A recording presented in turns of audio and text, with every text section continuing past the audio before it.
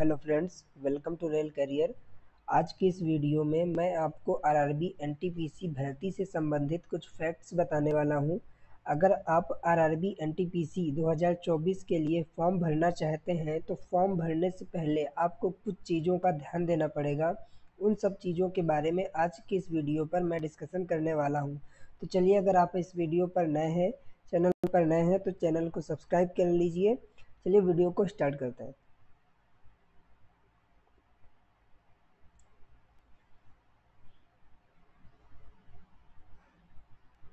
दोस्तों देखिए, यहाँ पर आरआरबी एनटीपीसी 2024 के लिए जो वैकेंसी आई थी उसका एक शॉर्ट नोटिस जारी किया गया है, जिसमें जो फॉर्म अप्लाई करने की डेट है वो यहाँ पर 14/9/24 से आप फॉर्म अप्लाई कर सकते हैं। जो 13/10/24 तक आपको 1 मंथ का टाइमिंग दिया गया है। इस डेट पर आप ग्रेजुएशन लेवल के लिए फॉर्म को अप्लाई कर सकते हैं। यहाँ पर देखिए, जो ग्रेजुएशन की कुछ पोस्ट है कुछ इस तरीके से दी गई है। ये सारी ग्रेजुएशन लेवल की पोस्ट है। इन लेवल पर आपको फॉर्म अप्लाई करने के लिए अभी 1 या 2 दिन बाकी है। 14 सितंबर से आप फॉर्म को इस पर अप्लाई कर सकते हैं। तो फॉर्म अप्लाई करने से पहले आपको कुछ चीज़ों का ध्यान रखना होता है, जिसमें फर्स्ट चीज़ है आपका जोन सिलेक्शन। आपको रेलवे में फॉर्म अप्लाई करने से पहले फर्स्ट चीज़ आपको जोन सिलेक्शन की पूरी जानकारी होनी चाहिए। आपको किस जोन से फॉर्म अप्लाई करना है, आप कहां से फॉर्म अप्लाई करने वाले हैं, क्योंकि अगर आपने एक बार जोन को सिलेक्ट कर लिया तो आप दोबारा इसको चेंज नहीं कर सकते। आपने जिस जोन से फॉर्म अप्लाई कर दिया आपको उसी जोन में ही जॉब मिलने वाली है। यही गलती मैंने की थी। फॉर्म अप्लाई करने के टाइम मैंने बेंगलोर जोन से फॉर्म अप्लाई कर दिया था और मेरी पोस्टिंग अभी बेंगलोर जोन पे ही हुई है, जो कि घर से बहुत दूर है। तो इसमें बहुत दिक्कत होता है आने जाने में, इसलिए आपको जोन का सिलेक्शन करने से के टाइम इन चीज़ों का बहुत ही ध्यान देना है कि आपको किस जोन से फॉर्म अप्लाई करना है। अब देखिए, आपको जोन सिलेक्शन के लिए कुछ बातों को ध्यान देना है। पहली चीज़, वहाँ पर नंबर ऑफ़ वैकेंसी क्या है। आप जिस जोन से फॉर्म अप्लाई कर रहे हैं वहाँ पर नंबर ऑफ़ वैकेंसी क्या है, फर्स्ट चीज़ आपको ये देखना है। सेकंड चीज़ आपको देखना है प्रीवियस ईयर कट ऑफ। आपका वहाँ पे प्रीवियस ईयर कट ऑफ कितना है, ये आपको सेकंड चीज़ ध्यान देना है। थर्ड चीज़ आपको जो देखना है, जहाँ से आप फॉर्म अप्लाई कर रहे हैं वहाँ पर आपको अगर जॉब मिलता है पोस्टिंग होने के बाद, क्या आपको कोई म्यूचुअल ट्रांसफ़र आपके घर के लिए मिल सकता है कि नहीं मिल सकता है। ऐसा ना हो कि वहाँ पर आपको कोई म्यूचुअल ट्रांसफ़र ही ना मिले और आपको उधर ही जॉब करना पड़े। तो इसमें बहुत सारा दिक्कत होता है। मोस्टली अगर आपको लगता है कि आपकी तैयारी बहुत अच्छी है तो आप अपने घर के आसपास से ही फॉर्म अप्लाई कीजिए, क्योंकि रेलवे की जॉब घर से दूर रहने में काफ़ी दिक्कत होती है। तो ये आपको जोन सिलेक्शन के टाइम में कुछ चीज़ों का बहुत ही ध्यान देना है। अगर आपको लगता है कि आपका तैयारी थोड़ा सा कमज़ोर है तो आप कुछ ऐसा जोन सेलेक्ट कीजिए जहाँ पर कट ऑफ कम जाती हो, नंबर ऑफ़ वैकेंसीज ज़्यादा हो। तो इस तरीके से आप उस जोन को सिलेक्ट कर सकते हैं। एक बार आपने जोन सेलेक्ट किया दोबारा आप इसको चेंज नहीं कर सकते। ये आपको बहुत ही ध्यान से जोन सेलेक्ट करना है। फॉर्म ओपन करने से पहले रजिस्ट्रेशन करते टाइम आपको फर्स्ट चीज़ जोन ही सिलेक्ट करना पड़ेगा। तो फर्स्ट चीज़ आपको जोन सिलेक्शन पर ध्यान देना है।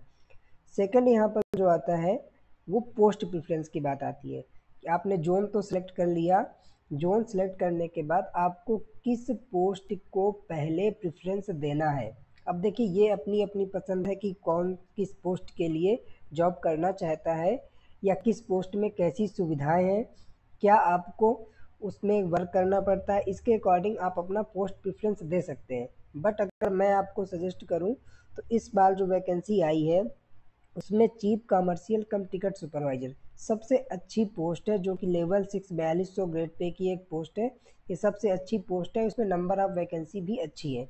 तो आप फर्स्ट प्रेफरेंस इसे दे सकते हैं। सेकंड प्रेफरेंस आप स्टेशन मास्टर को दे सकते हैं। देखिए, स्टेशन मास्टर क्या है, एक रिस्पॉन्सिबल जॉब है। अगर आपको लगता है कि आप किसी काम को करने में रिस्पॉन्सिबल हैं, आप रिस्पॉन्सिबिलिटी ले सकते हैं, तो आप सेकंड चॉइस आप स्टेशन मास्टर को दे सकते हैं या फर्स्ट भी दे सकते हैं। इसके बाद गुड्स ट्रेन मैनेजर, जो आपका टीएमआर होता है, गुड्स ट्रेन मैनेजर होता है, इसके लिए भी आप थर्ड प्रेफरेंस दे सकते हैं। फोर्थ में आपका जूनियर अकाउंटेंट और सीनियर क्लर्क कम टाइपिस्ट, तो इस तरीके से जो आपका यहाँ पे प्रेफरेंस दिया गया है, आपको यही प्रेफरेंस आप दे देंगे तो आपके लिए अच्छा रहेगा। अगर आपका टाइपिंग वगैरह अच्छा है, आप कोई ऑफिस वर्क का जॉब चाहते हैं, इधर उधर रनिंग जॉब नहीं चाहते हैं, तो आप इन पोस्ट को भी पहले प्रेफरेंस दे सकते हैं। क्योंकि देखिए यहाँ पे जो ट्रेन मैनेजर का जॉब है, ये एक रनिंग जॉब होता है और ये सारा आपका रनिंग जॉब नहीं है। लेकिन ये स्टेशन मास्टर एक सेफ्टी कैटेगरी का जॉब है, जो एक रिस्पॉन्सिबल जॉब है। इसके लिए आप इस तरीके से अपना पोस्ट प्रेफरेंस दे सकते हैं, क्योंकि पोस्ट प्रेफरेंस भी एक बार देने के बाद आप दोबारा चेंज नहीं कर सकते। तो ये दो चीज़ें आपको स्टार्टिंग में फॉर्म को भरने से पहले आपको डिसाइड कर लेना है। इसके बाद नेक्स्ट आता है आपका वो डॉक्यूमेंट्स, कि आपको क्या क्या फॉर्म भरने से पहले डॉक्यूमेंट्स रेडी करवाने हैं, क्या क्या आपको ज़रूरत पड़ सकता है। देखिए फर्स्ट चीज़ आपका कुछ फ़ोटोज़, आपको कम से कम 20 से 25 फ़ोटो आपका पासपोर्ट साइज का रेडी कर लेना है। ये फ़ोटो आपको ऐसा नहीं करना कि मोबाइल में फ़ोटो खींच लिया उसी से आपने फॉर्म भर दिया, आगे आपको दिक्कत होगी। क्योंकि जब आपका सिलेक्शन हो जाएगा, आपको डॉक्यूमेंट वेरिफिकेशन के लिए ज्वाइनिंग के लिए जाना पड़ेगा, तो आपको वही फ़ोटो मांगता है रेलवे जो फ़ोटो आपने फॉर्म अप्लाई करते समय लगाया था।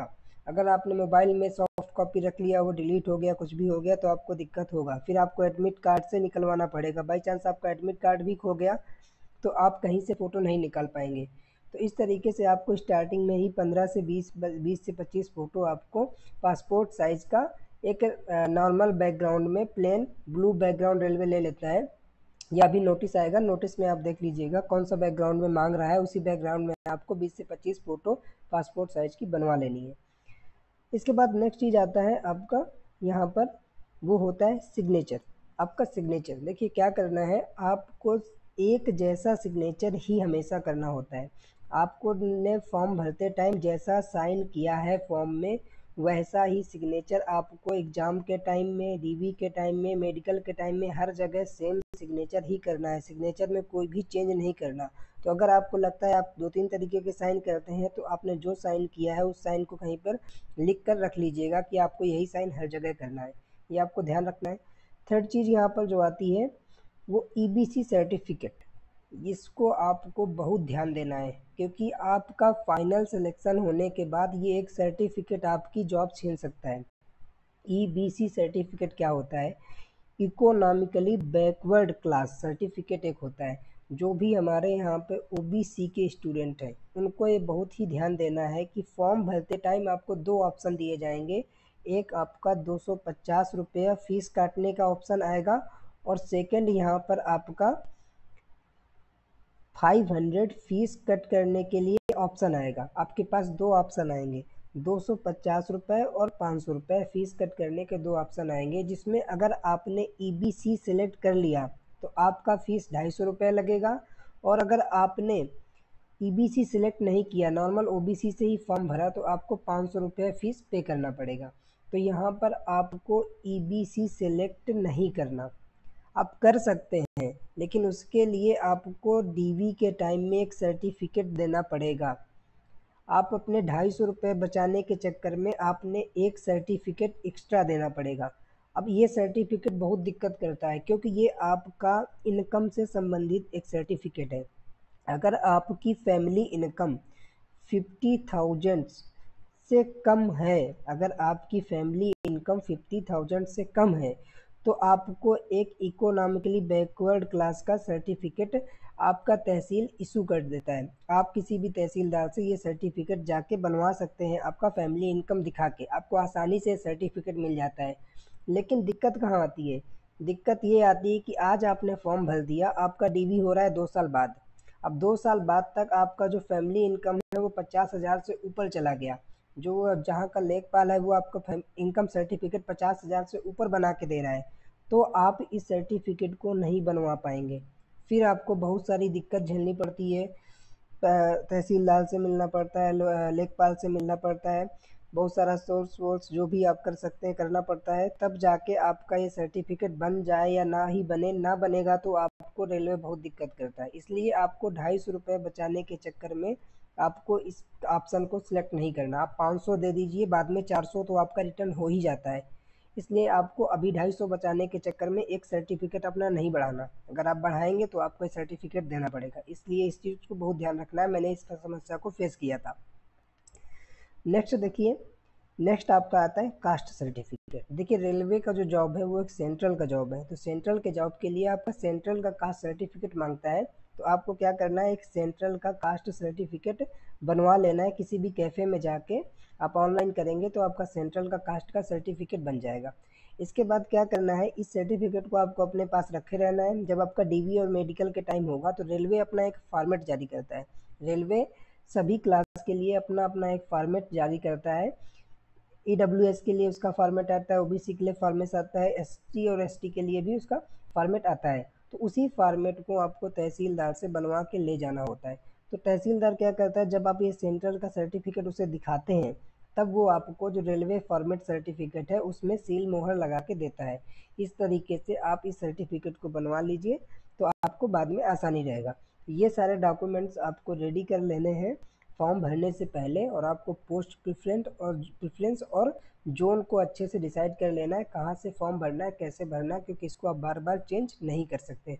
और इस ईबीसी सर्टिफिकेट को ज़रूर ध्यान में रखना है, आपको 500 फीस कटवाना है। 250 कटवाएंगे तो आपको एक सर्टिफिकेट एक्स्ट्रा देना पड़ेगा। तो आज की वीडियो में बस यहीं तक।